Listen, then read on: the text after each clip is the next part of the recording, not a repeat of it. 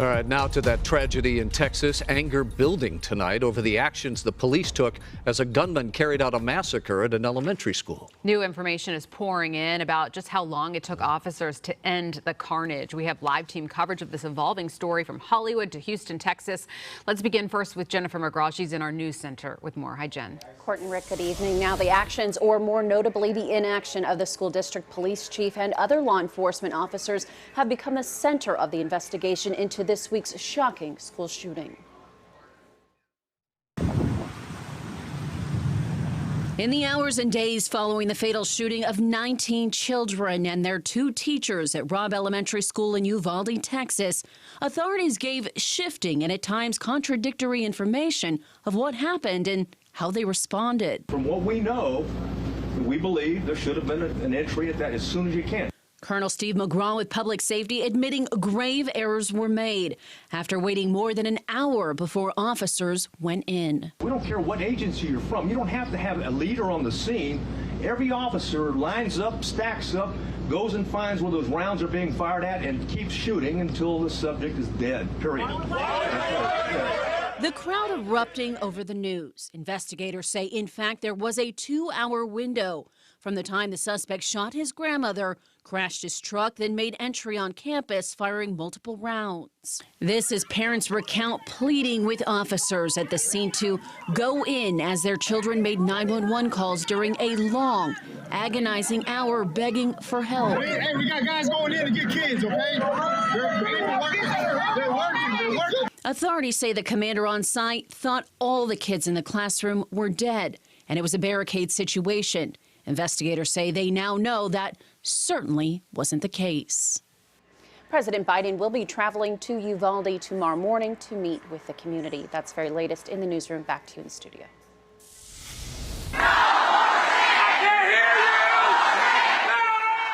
What you're looking at are protesters lining the entrance to the NRA convention in Houston, Texas, to call, of course, for increased gun control and firearm safety laws.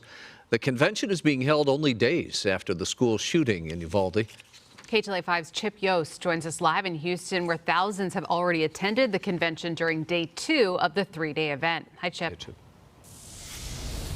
Hey there, Rick and Courtney. Yeah, the gun debate continues here in Houston outside of the NRA National Convention. Had some protesters outside again, not as many as yesterday, had hundreds and hundreds yesterday, but still a good crowd outside. Meanwhile, we got to take our first look inside the convention.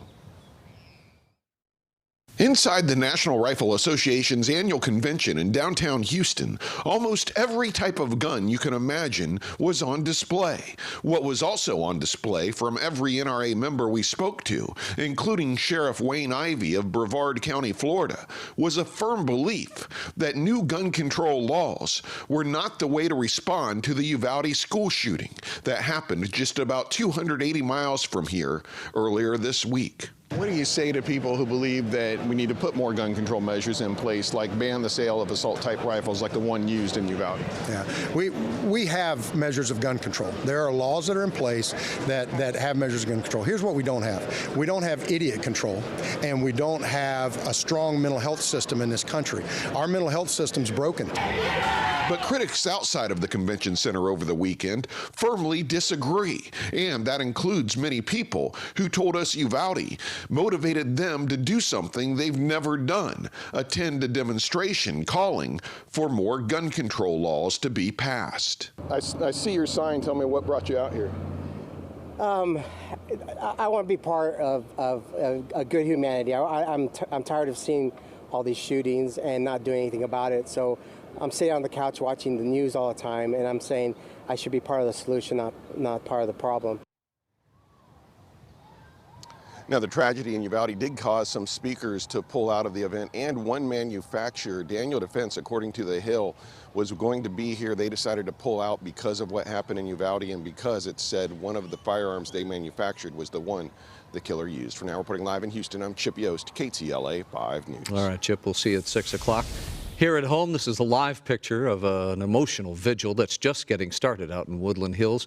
People starting to come out to honor the lives of those lost in all mass shootings around the country, including Texas.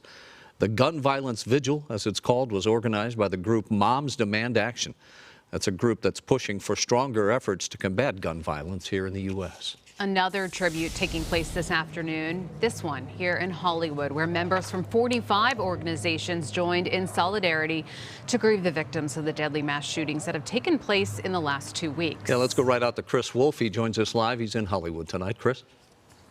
Yeah, that's right. Rick in Court, a small but very vocal group of people has gathered here at the corner of Sunset and Vine in the heart of Hollywood tonight to pay tribute to the victims of the recent mass shootings across the country. They have placed flowers around the edge of a fountain and say this demonstration of solidarity and collective grieving and also perseverance is more about healing than politics right now. A group called CORE, Community Organizing Revolutionary Equality, has organized this vigil and similar ones across Southern California.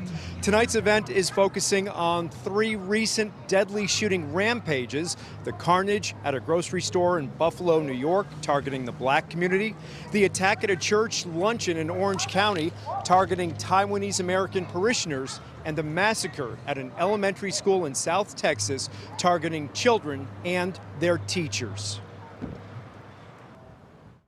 These 3 back-to-back shootings have been really devastating for my community and for the nation we see. And so we wanted to create a safe space for individuals to come out and reflect and mourn and grieve together. We're going to hear from some survivors from other mass shootings. It's, just all too common now, where we can, almost all of us know somebody who's been impacted by a mass shooting. And back here live, participants tell me there will be a time to talk about solutions and tackle politics and the issues of gun control and mental illness services and so forth. But that tonight is more about paying tribute to all of these victims, those who survived and those who did not. Live in Hollywood, Chris Wolf, KTLA 5 News.